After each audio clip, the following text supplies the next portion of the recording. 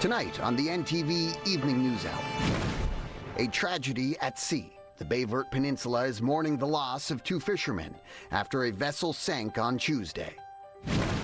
Renovations are almost finished at the Health Sciences Center Emergency Department. This will allow patients to get the tertiary care they need faster and get our paramedics back on the road sooner. And bad news if you want to buy a home. Prices are up and inventory is down across the province. Well, what we're seeing is a very hot market. Some rain for some communities to get through this evening into tomorrow. We're going to continue to see that rain build with a rainfall alert on the south coast. The rain's not all equal, but the humidity is. Sticky one tomorrow. Full details coming up. The award-winning NTV Evening News Hour with Tony Marie Wiseman, Michael Connors, and your weather forecast with Ryan Harding.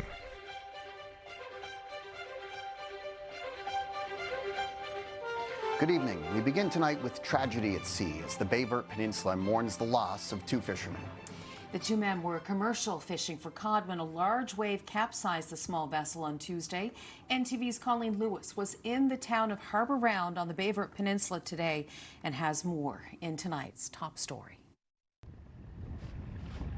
The wharf in Harbour Round may be busy in this Bayvert community today, but everyone is mourning the loss of two men after a fishing accident on Tuesday afternoon. Well, everybody's down, mourning the losses. It's kind of hard to explain how everybody's feeling. One of the guys passed away, was like a best friend to us. The other guy is our cousin. So it's touched the whole community because everybody here is like family. The three men were commercially fishing for cod when a large wave capsized their vessel. Junior Giles struggled to save his crewmates, including his own brother. But the strength of the ocean was no match. And we were stood on our stage when I heard a call for the Coast Guard by Paul DeMellon, and then we heard about a boat and a body, and me and Steven just looked at each other and we just like, come on, because we knew Paul was in a bigger boat and he couldn't get into the rocks. So we went on, and that's when we got Junior Giles off the rocks, and sad to say that one guy, Michael, he was laid there. I mean, Junior put him up high on the rocks so no water can get off while we searched for his brother, Stanley, and there was a few boats around searching. And thank God we were able to get him. Today, residents of the community retrieved the boat and the fishing gear. They know well the danger of the sea and the need to support one another through a difficult time. Well, Junior, I think he's strong. He's very strong. I guess, probably grieves when he's off on his own, but he knows that life's still got to go on too. And it is his brother, and for sure, he wished he could change things or something he could do more. Like anyone, is that what if? But he's very strong. He's holding up strong. And he knows he got the community there by his side and his family. The investigation into the cause of the incident is continuing. For NTV News, I'm Colleen Lewis in Harbour Round. Police have arrested a man who they say intentionally set two fires in St. John's. It was only yesterday the RNC announced they were investigating a string of suspicious fires in the metro area that started this past weekend. This afternoon, the RNC say they arrested a 30-year-old man on 2 counts of arson and 2 counts of mischief causing property damage for a fire at a communications tower on Naggles Place and a similar fire at a radio tower in Kilbride. While there were no reported injuries, there was structural damage. Police said yesterday they were investigating 6 suspicious fires. They say the investigation into the other related fires targeting pole and communications towers is ongoing. 2 youths have sustained serious, potentially life-threatening injuries after a collision between 2 ATVs on Monday. Police say that collision happened on Western Brook Road in Lanse-Claire. The 2 youths, an operator and passenger of one of the ATVs, sustained serious injuries and were taken to Labrador South Health Centre. The adult operator and passenger of the other ATV were uninjured. All parties were wearing helmets at the time of the collision. A person has died after a workplace injury earlier this month in Springdale. RCMP were called on July 3rd to a reported incident that sent a man to the hospital, where police say he later passed away. The Occupational Health and Safety Division was notified at the time, and the RCMP says it continues to support that investigation. Officers are extending their condolences to the man's family and friends. The expansion and renovations at the Health Sciences Centre Emergency Department in St. John's are almost finished. NTV's Beth Penny got an inside look at some of the progress and has more in this story. After years of planning and construction, the expansion and renovation efforts at the Health Science Centre's Emergency Department are almost finished. Increased privacy through private patient rooms, improved accessibility, modern equipment. It's all in an effort to modernize the province's busiest emergency department. Some of the new renovations include a trauma area, patient entrance, larger treatment rooms, as well as this ambulance bay, which is fully enclosed and will allow for a more timely flow of patient care. And we hear a lot of times about waiting long times with the holding up ambulances basically for offloading. We hear about patients on gurneys in hallways. This here is going to actually make a huge difference, and it's going to improve patient care, but also it's going to support our staff. They will not have the burden of having to deal with that, right? It's so important. This will allow patients to get the tertiary care they need faster and get our paramedics back on the road sooner. Health Minister Leela Evans stressed that the new centre is already fully staffed and that this expansion and renovation won't only improve the quality of care for patients in the capital city, but also for residents in other regions who come to St. John's for specialized care. Like these renovations, these improvements, it's not just for the St. John's region. This is actually going to help us get timely patient care for the whole province, because the health science is kind of like is really tertiary care centre for the province, right?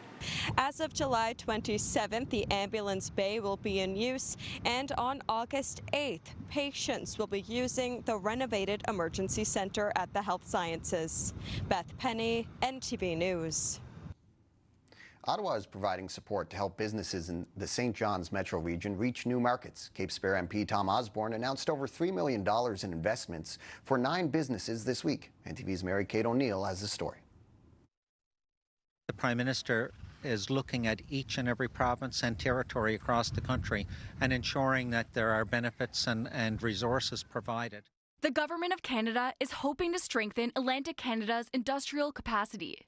That's why $3.5 million will be invested into 9 businesses throughout Newfoundland and Labrador. The Prime Minister has taken a real focus on building a stronger economy, lifting the economy, allowing companies to hire more employees. So companies that are impacted as a result of trade implications, it's important to get in and help those companies so that they find other avenues to diversify, to be able to grow. The funds are coming from the Regional Tariff Response Initiative, and the goal is to support each business to adopt new technologies, diversify revenue, and help strengthen productivity, supply chains, and market reach. Well, in response to businesses that are impacted as a result of trade implications, government is providing additional assistance to allow these companies to grow, expand, hire more employees, to diversify, to find new trade options. Newborn Lander, a baby accessory store in St. John's, is one of the many businesses to receive funding from the Government of Canada's Regional Tariff Response Initiative.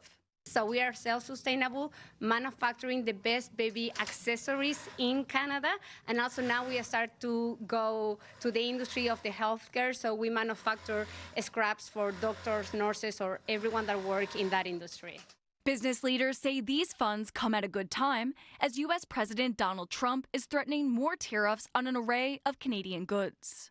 when in time of crisis that the government is giving a step for a small business like us in Newfoundland is really encouraging. Encouraging to think that you have the support of government in one side. Also, the behavior of Canadian customer changed so much after the tariff. They are taking the label, which is really good for us because it's handmade in Canada and Newfoundland. That have a cost. We believe in social cohesion. That means the private sector play a role, the community play a role, and government play a role too. Mary Kate O'Neill, NTV News. Newfoundland and Labrador has joined a number of other provinces in a direct-to-consumer agreement on alcohol sales. The move means that wineries, breweries, and distilleries will be able to sell and ship directly to consumers across other provinces, making it easier for local producers to sell their products and expand their customer base. Under the new framework, producers outside of the province will have to register with the NLC before selling and delivering alcohol directly to residents in Newfoundland and Labrador. So far, all provinces have signed on to the agreement, with the exception of Quebec.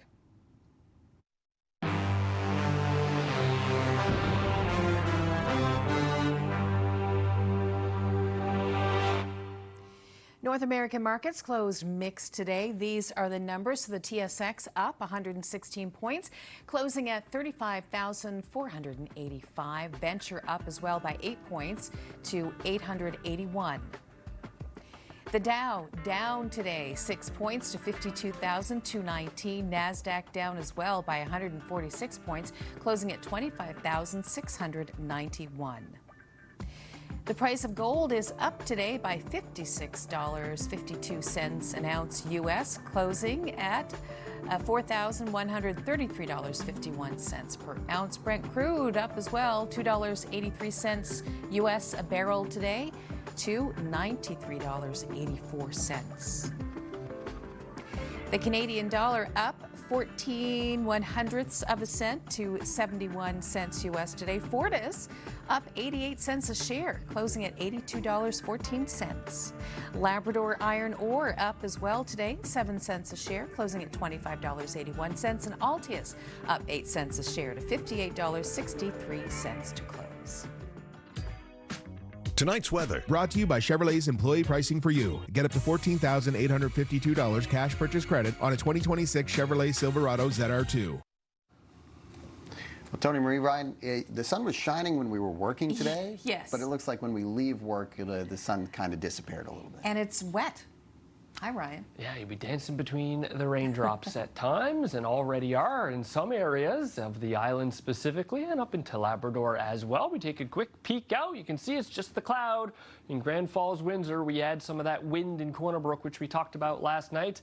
And there's the rain, drizzle, and fog on the south coast, which is going to be a sight, if you can call it that. Hey, Bergio, it'll be a sight that we'll see tomorrow as well. But first, why don't we take you through, show you all the colors of the rainbow in Carmanville. I've been standing in this lovely shot from the back garden. Gorgeous. Outside of that today, it was either blue or gray. And Clarenville had both. You can see here that increased cloud. Someone looks like a Van Gogh painting through Clarenville in the skies there at some point this afternoon. Thank you, Alyssa, for that. And I'll show you a bit of the difference between the north side and the south side of the Avalon today. We talked about a southeast wind coming in, bringing the fog. And you can see up in Bay de Verde, a little bit covered there from a southeast wind, so a little less covered by that fog. The sun helps too. Marianne sending that one in from the always lovely Bay de Verde. Good to see you. And then down a little further south in Cape Race, yeah, nothing protecting you there, Cape Race. Hey, I tell you, the wind bites in Cape Race as well. Good to see you. Keeley sending in that photo, so thank you for that. And fog is going to be something that we deal with tomorrow, but also humidity. And that's something that I think we're going to start to see settle in this evening. That 19 in Gander, that's one of the warmer evenings we've had so far this summer. And it's a southwest wind gusting 30 to 50. 16 in St. John's tonight, and it comes with that RDF settling in shortly, if not already out there. We're going to see more consistent rain, the chance of some thunder showers tonight on parts of the south coast, and some on-again, off-again, light rain passing through Grand Falls, Windsor, and Corner Brook. It's through the overnight where we start to see a more consistent rain move up into the northern peninsula. Still 18, as low as it gets tonight in St. Anthony with that south wind gusting 20 to 30. So if we take a look at some of the dampness, and we will as we go here out there, we can see, yeah, that's going to be muggy, and you can see it really peaking likely into the afternoon tomorrow and then slowly making its way down into next week. So yeah, we got a sticky few days here coming up, and Thursday specifically, where we're going to look at some daytime highs in the mid to high 20s, but more so feel like the low to mid 30s. So the good rule is anywhere from 5 to 8 degrees we're going to be able to tack on for a feels like. I'll be jumping in the river to get away from that tomorrow.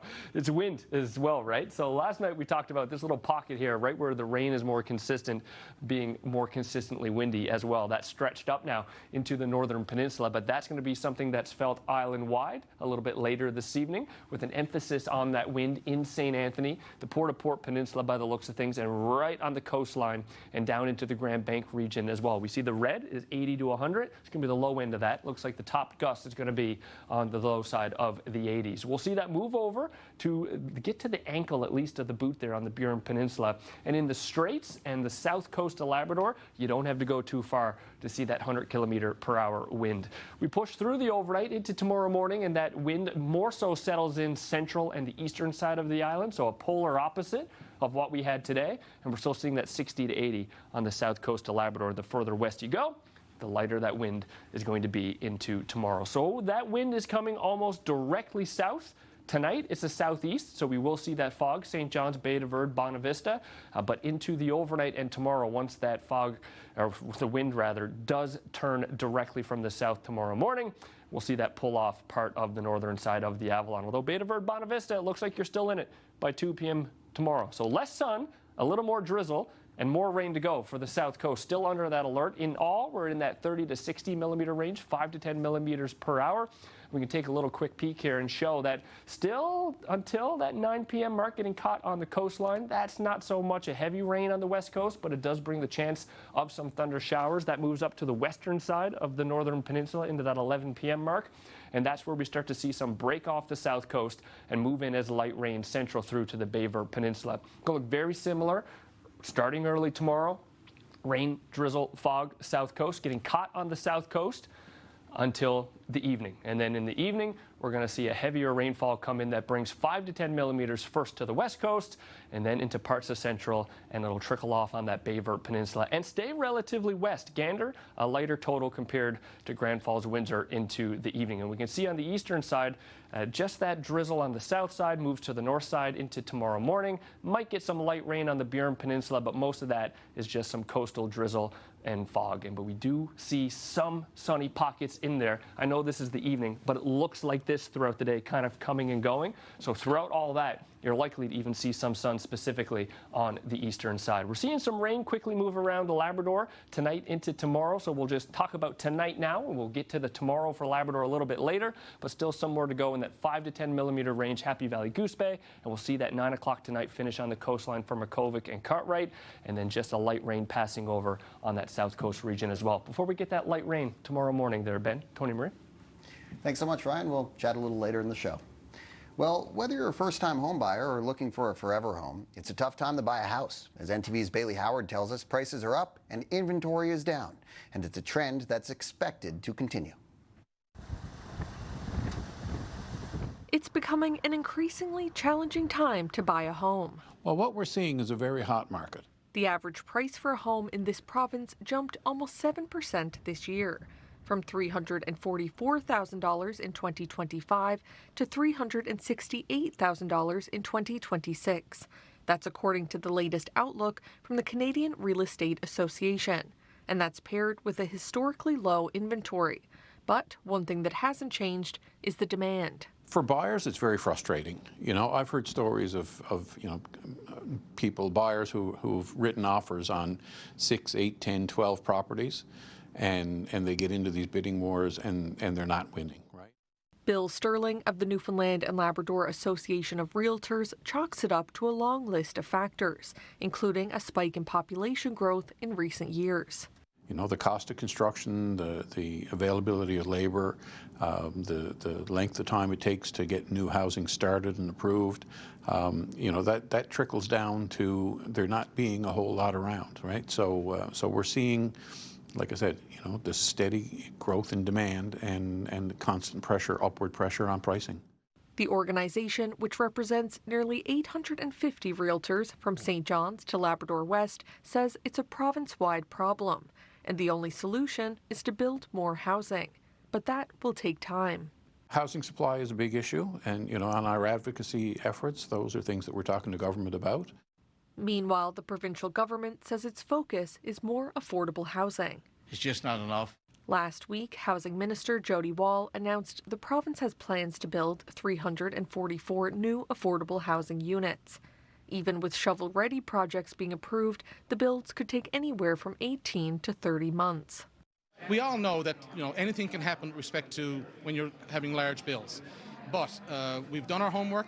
We've made sure that the quick turnaround of 18 to 30 months is achievable, and I'm very excited that with these projects announced today, to get them started as soon as possible. Bailey Howard, NTV News. The RCMP has arrested a third suspect in connection with a home invasion and assault earlier this month that sent one person to hospital. Police say the incident happened just after 4 in the morning on July 3rd when 3 people forced their way into a home in Harbour Grace and assaulted an occupant with a weapon. The victim was treated for injuries that were not believed to be life-threatening. 2 suspects, Christopher Bursey and Stephen Clough, were arrested earlier this month. Well, yesterday, police arrested the third suspect, 33-year-old Jerry Lee Welkish, who is now facing charges of robbery, break-and-enter with intent, and aggravated assault. Burin Peninsula RCMP is asking for the public's help as they try to locate a man who is wanted, who is the subject of an arrest warrant after he failed to attend court. 36-year-old Brandon Thomas Haskell of St. Lawrence is wanted in relation to multiple counts of failing to comply with a court order. Anyone with information regarding his current location is asked to contact Burin Peninsula RCMP or Crime Stoppers. The annual garden party on Government House grounds took place this afternoon. It was a chance to mingle and listen to great music. The event also honored the 100th anniversary of the Royal Canadian Legion.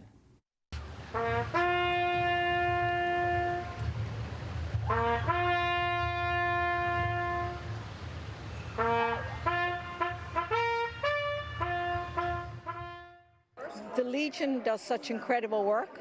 Not only now, but 100 years ago, they've changed. They've become integral parts of our communities right across the province, and they do wonderful work. And I think it's important because they also have members of the RNC and RCMP and firefighters and first responders, and they help a lot of people. And in this 100th year, but I think the main reason is to make sure that we take the time to remember the cost of war, and that this peace that we're enjoying, this democracy, was at great cost to a lot of people. And for us, it goes back to Beaumont Hamel and that fateful day 110 years ago when the fate of Newfoundland really as a dominion changed. So we need to remember, and we need to never take for granted what we all so enjoy today. It's the end of the road for the Labrador mother and daughter duo on this season of The Amazing Race Canada. But they made the province proud and gave people plenty of reasons to smile along the way. Dana and Cordelia, I am sorry to tell you this, but you have been eliminated from the race. We did our best. We never gave up. And I knew that challenge would be hard for me, but I would stay on that train and went back and come back again if I had to. And I had the best time, you know. I had the best time with you too. I'm so grateful. I know so many people would never be able to say that they ran the Amazing Race Canada with their mom and have fun the whole time. I'm so lucky. A first-of-its-kind event recently took place in Carbonear, combining boxing with music. Here is NTV's Kyle Brookings with that story. On Saturday, Fight and Rock was held in Paddy's Garden in Carbonear. It was a mix of boxing and live musical performances. Andrew Slade organized the event, and he says it was a natural thing to bring together boxing and a concert. Well, the idea came from that I thought, like, boxing's just kind of getting its grassroots in Newfoundland, starting to pick off. Everybody here loves their music, so we can kind of get both crowds together and showcase the boxing. The people that come to watch the boxing get to showcase the music and put both together and merge it together so we can highlight both. In total, there were 18 boxers competing, 9 of which were local to Carbonear and 9 others from across the island and across the country. We have our youngest competitor tonight is 11 years old, all the way up to 34 years old. We cover it all. Yep. Anthony Slade was one of the competitors at the event. I think just the discipline, the competition level, all of our friend group was involved, so it's kind of a tic-tac-toe thing. Yeah, again, just competing, it's kind of different inside the ring and keeps the discipline and the fitness for sure. And then just kind of the chemistry within the fighters and the broader camaraderie, so yeah. Slade says boxing is a sport where you put in what you get out. Well, everybody thinks it's all mental, but it's definitely what you put in, what you get out, your physical part. It's definitely a lot of, just a lot of training. A lot more to it in the fighting, running, the discipline behind it. Definitely what you do in the shadows comes out in the spotlight kind of thing, right? So, yeah. Today's event is the first of its kind in Newfoundland and Labrador, and organizers hope to make it an annual event. In Carbonear, Kyle Brookings, NTV News. Still ahead in tonight's newscast, Dildo Days are underway, and TV's Amanda Muse paid the town a visit. That's in your community. And in Backstage Pass, we hear from 2 local musicians who got to share the stage with Kesha. And when we return on The Inside Story, we hear from Liberal leader John Hogan, who reacts to U.S. President Donald Trump's tariff threats.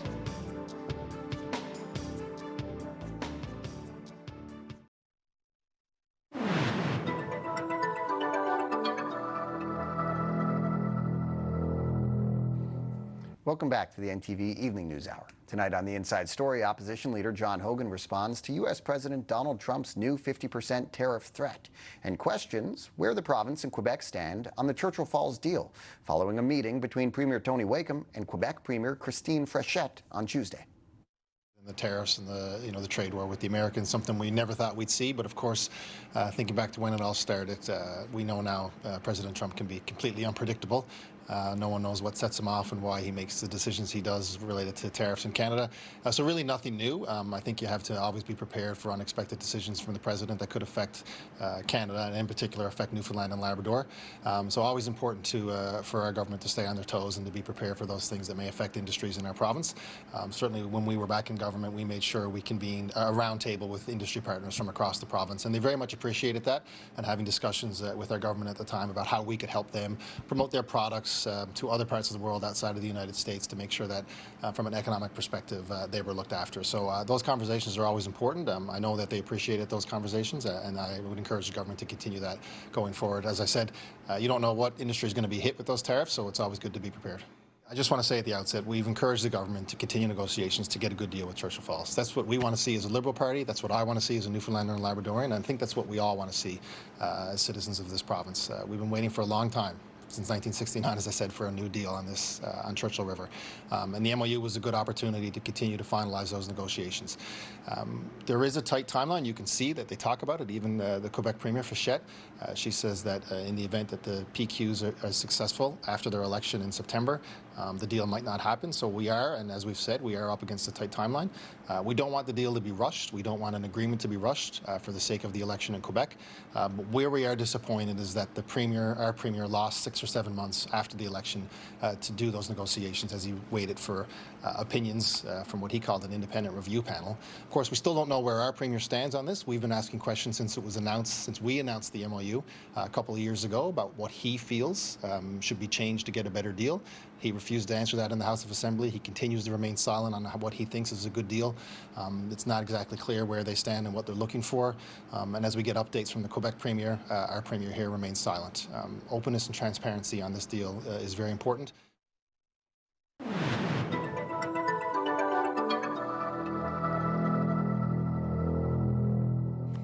Several U.S. senators grilled trade czar Jamieson Greer on tariffs on Wednesday after U.S. President Donald Trump lobbed new threats at Canada. Those threats loom large as Canadian premiers meet in Charlottetown, in part to calculate next steps. Here is CTV's Judy Train. Hold you responsible for that. but the 51st state, the governor of Canada, that rhetoric has really inhibited. It's, the truth is, if Canada wanted to, you could shut down our electricity in New England and cripple oil and gas. Prime Minister Mark Carney has not ruled out retaliation. The government is considering targeted action, especially in Republican states where seats are up for grabs in this year's U.S. midterm elections. Judy Trin, CTV News, Ottawa. Tonight's weather brought to you by Come From Away Gander. 25 years ago, the skies closed on 9/11. This is the story of the town that opened its doors. Well, how are you? Made it to Wednesday. Just a couple more to go. Hump day. Happy hump day to you. 26 degrees, sun and cloud in Fort McMurray. Clouds over down in Calgary at 28, but you see the sun back into Vancouver. 27 Regina through to a 26 in Winnipeg. We lose a few through northern Ontario and into southern Ontario. That 21 in Toronto. Picking up some rain in the Ottawa region, bypassing lightly in Montreal between some sun and cloud. And it was Halifax through to Charlottetown that was under rainfall alerts today. And that's where a lot of today's and tomorrow's rain across the province is coming from. It's 24 degrees in Nain. Don't adjust the screens. Nice. Well done. A south wind fueling that. Whitehorse, Yellowknife. I tell you, we got viewers in Whitehorse and Yellowknife. I get emails from them all the time. 20 degrees, 24, sun and cloud. A lovely afternoon unfolding into the territories there. All right, where are we taking you now? Harbor Grace. You know that from the Kyle. Look at that. That's how it all started this morning. Marlo Best showing us. Absolutely lovely. Also in that neck of the woods, you got some videos. Susan Fitz sending in this one.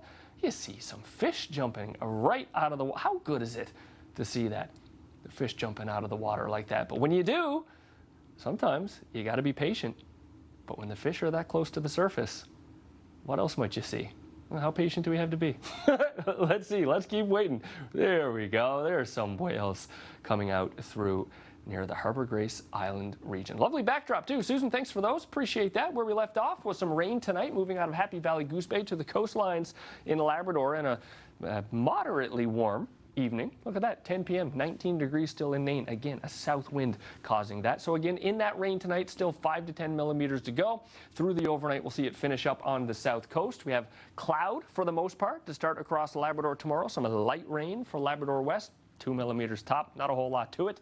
We'll see that push up for some light rain near the lunchtime hour in Nain, but at that time, the skies elsewhere are starting to open up. So some sun and 24 degrees in Happy Valley Goose Bay, 18 in Cartwright, 20 in Makovic at that noon hour. We're going to see those part on the south coast, but close back open again, and the same RDF that we're seeing in Newfoundland, we're likely going to see down in around Lansamore, where we were just the other night, and Red Bay as well, where we've been before. Some light rain to kick off that supper hour into Labrador City as well, but it does remain light. So we talked about that bigger rain passing through the island Thursday evening. Look at this into Friday morning. We get some sun through central, west coast, well-deserved on the south coast after all that. And then Friday, the eastern side, extra cloud and some very light rain on and off, isolated showers passing through, and then something a little more dense on that Saturday morning. And that is shown here beautifully on the 5-day forecast, that Friday and Saturday, the difference in that. The difference temperature-wise, 2 degrees, but that's when you're going to start to see that humidity drop as well through to that 18 degrees on Monday. So the dampness doesn't change, but the feels like certainly will. Over to the south coast, there's more fog returning on the Saturday. Tells us it's a south wind, sun and cloud on the Sunday before we return to the rain on Monday. For central, yeah, it's just kind of sticking on that coastline for the south side tomorrow, but 40 to 60% chance of that light shower breaking through before the evening on Thursday. But some sunny breaks in there as well, which we do see Friday, Saturday, Sunday, and Monday. So let's just get through tomorrow. And it's off to the races for the west coast as well, starting lovely on Friday, 22 degrees, warming as we go, 27 Sunday and Monday. We're into the 20s for a lot of the 5-day on the northern peninsula. Yeah, the extra cloud on the Thursday and rain at times. It doesn't drop below 20 until Monday, where it holds at 19 degrees. Up to the south coast of Labrador, you can see that right on the coastline. Again, some drizzle there, but those sunny breaks coming at times tomorrow, and then we'll hang on for that sun and cloud Friday through to Monday, 28. by the end of the weekend into early next week. We'll lose a few degrees up further north. That rain at noon tomorrow. Some extra cloud besides that, but it breaks open Friday through to Monday, anywhere from 18 to 21 degrees. Sunday night, 14, looks lovely. Happy Valley Goose Bay. Again, once we get to that noon hour, the sun breaks through. That looks to hold, and we'll crescendo to that 31 degrees Sunday and Monday, end of the weekend into early next week, warming up for central Labrador and over into Labrador West. Yeah, a little rain on the Sunday and Monday, extra cloud Friday and Saturday, and those light showers passing by on the Thursday. I'll quickly show you this. We are low for Labrador West through to Happy Valley Goose Bay, moderate further north, high to the coastline there. In Newfoundland, we have a very high on the northern peninsula and as well through to central. We'll give you a quick look at that northern peninsula, 3 Mile Rock to Bard Harbor, Coney Arm to Williamsport, and then on the eastern side, it's those deep harbors or the harbor deeps on that eastern side. And then we can see here, it goes up into Lewisport, Twillingate, and beyond, but also Terra Nova Park in very high. So fire bans in place here. Thanks, Ryan. And we're going to take a break now on the NTV Evening News Hour, but do stay with us when we come back. Well, they performed last weekend with Kesha. So what's next for Julia Dawson and Bruce Smith? We'll find out next in the Backstage Pass.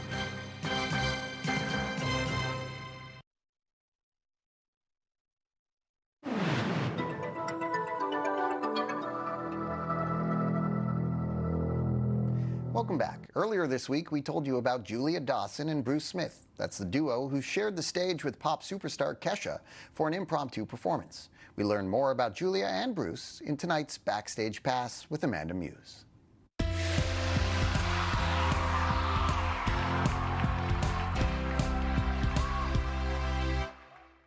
Like, I love feeling the lights on my skin. I just love it. Come together right now, oh, over me. Julia Dawson is a natural-born performer. Her soulful yet controlled vocals are enough to make you stop in your tracks. And that's just what pop star Kesha did on the way to her sold-out Churchill Park Music Festival performance.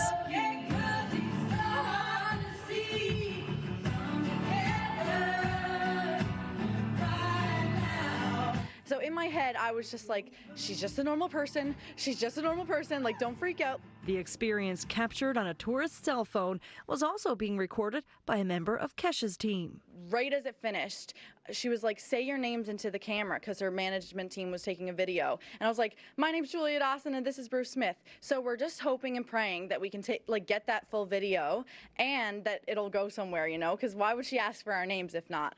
Julia Dawson and Bruce Smith grew up in Bay Roberts and have known each other since childhood, even performing in the same church band.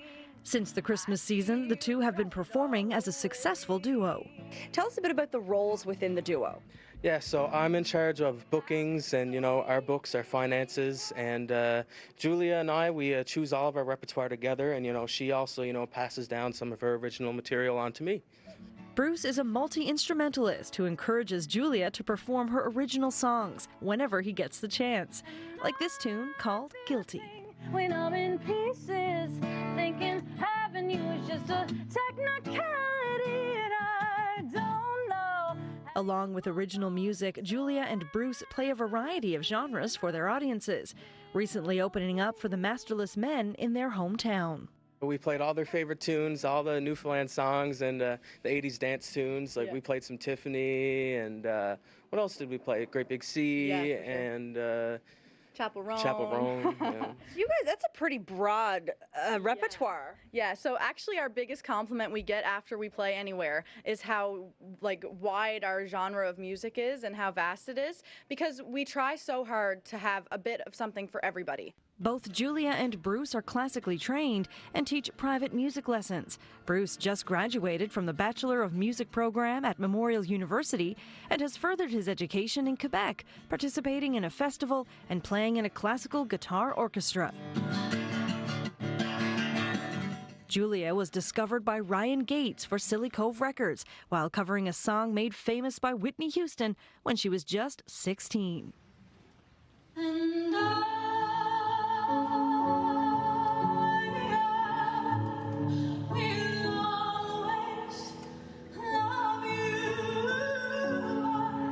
Julia went on to sing at Trinity Hall in Winterton, catching the eye of Grammy Award-winning producer Greg Wells, appearing on the second volume of their Christmas album, and now an even bigger opportunity. At the end of August, I'm going to LA, so I just got signed to my first ever record label, and I'm signed with Silly Cove Records. So Greg Wells, I'm going to LA with him, and we're going to start recording my first ever album. How you moved on so effortlessly, and So it's been a very, very exciting time, and I was just also in Toronto. I wrote with this guy named Donovan Woods. He's a Juno Award winner and an awesome, awesome guy, and we wrote 2 full songs, so we're hoping those will be on the album. And yeah, it's been crazy. So at the end of August, my full family's going to LA, and I'm going to record. With your Backstage Pass, I'm Amanda Muse.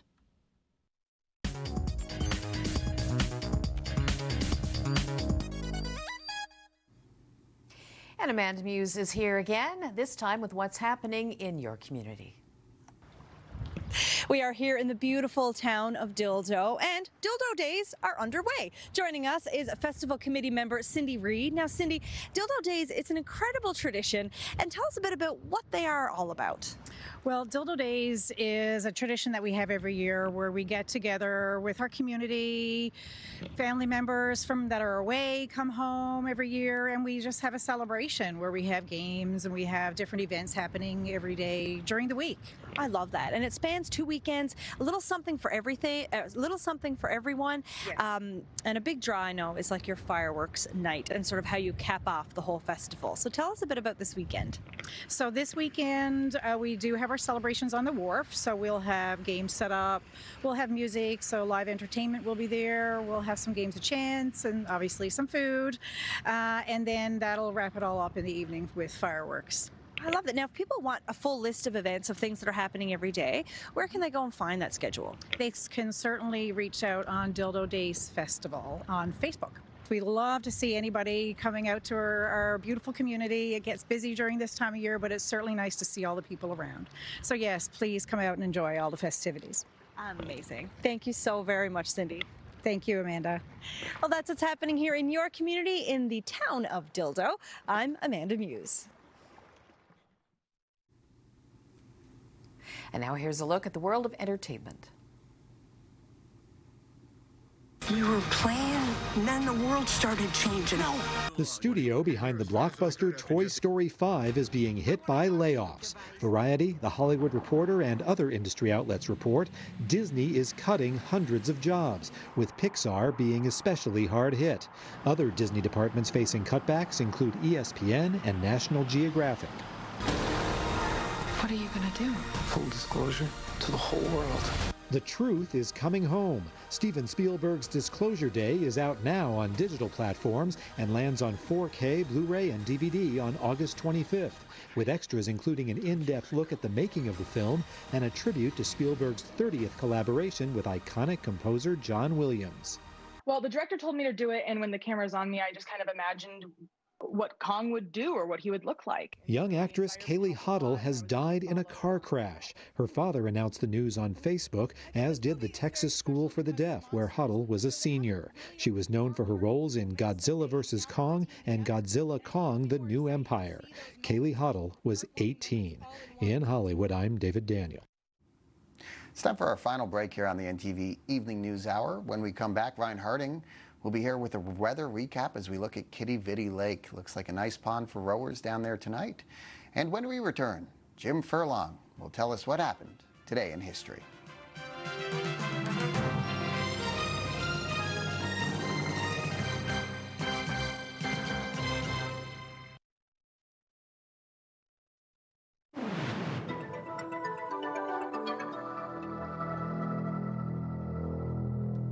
Welcome back to the NTV Evening News Hour. It's time to find out about events that happened today in history. Here is Jim Furlong.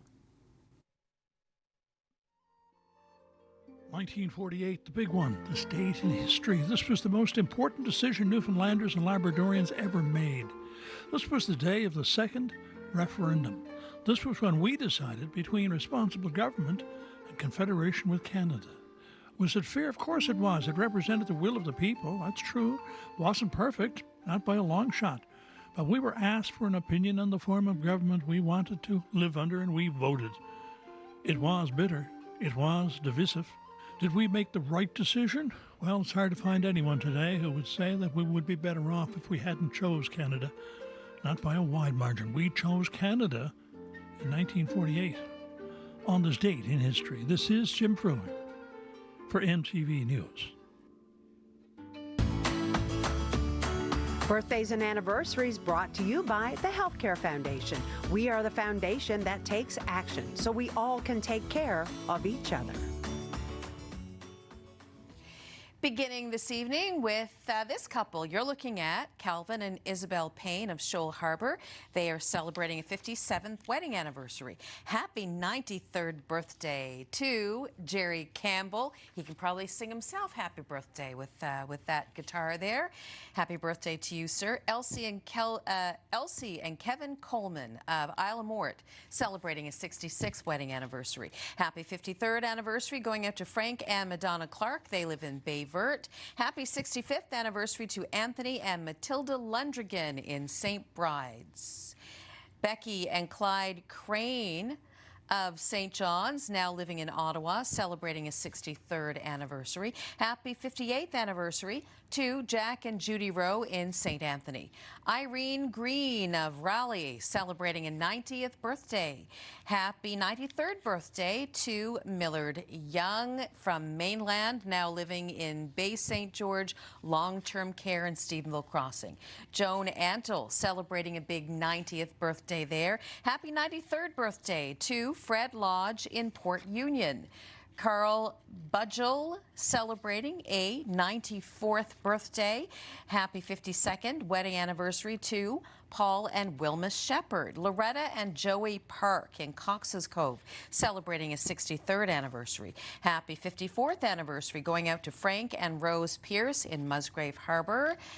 Wayne and Genevieve Craniford of Mount Pearl celebrating their 54th wedding anniversary. Happy 99th birthday to Melvin King in Gander. Happy 92nd birthday to Melissa Allen. Congratulations to you.